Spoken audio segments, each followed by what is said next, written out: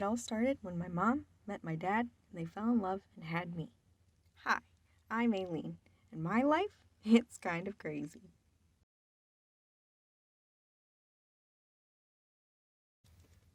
What makes a family? According to Philip Cohen, families are groups of related people bound by connections that are biological, legal, or emotional. It often means some degree of commitment and care exist, which are things my family possesses. The people in my family I interact with most include my biological mother and father, who were married for 22 years before separating. I visit my paternal grandmother, Shirley, and my paternal aunt, Brandy, at least once a week. Then there's my maternal grandmother, Karen, who, despite her name, is a lovely person. After she divorced my biological grandfather, she married Leo, whom I always considered to be a grandfather figure to me. Last but not least, my biological brother, Sean, has been a constant companion in my life. Though he's 3 years younger than I, we have always had a good relationship. These are the people who have played integral roles in shaping me into the person I am today. The sociological perspective is defined by C. Wright Mills as using the actions and attitudes of individuals within the context of the social forces shaping them. This means looking at individuals' behaviors and their surrounding environments to gain a better understanding of why they act the way they do. In order to apply the sociological perspective to my family's past, you can look through the lens of the conflict theory to better understand how my upbringing has shaped me into the person I am today. What do I mean by the conflict theory? Let's get into the nitty-gritty of things. My parents were married for 3 years before I was born. This meant they'd had time to get to know each other before I even came into the picture. According to Talcott Parsons' concept of the ideal nuclear family, my parents achieved it in all intents and purposes. A married mother and father, children, and a home in the suburbs.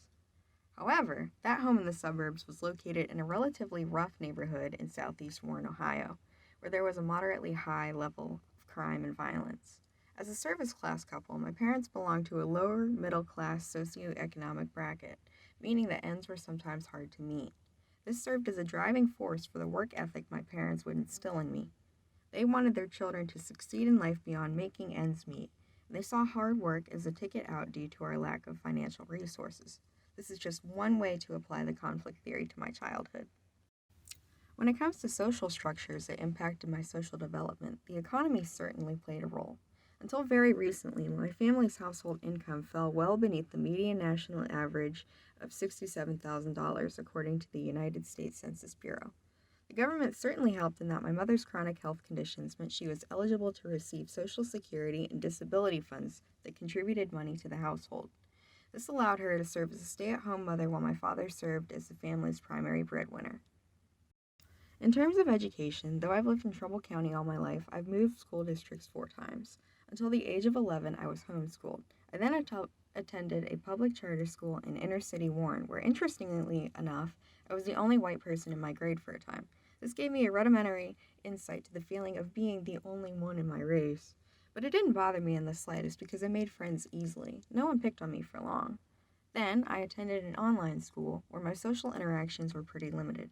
When my family moved to Niles when I was 14, I began attending a high school in an affluent community with a predominantly white upper-middle-class population.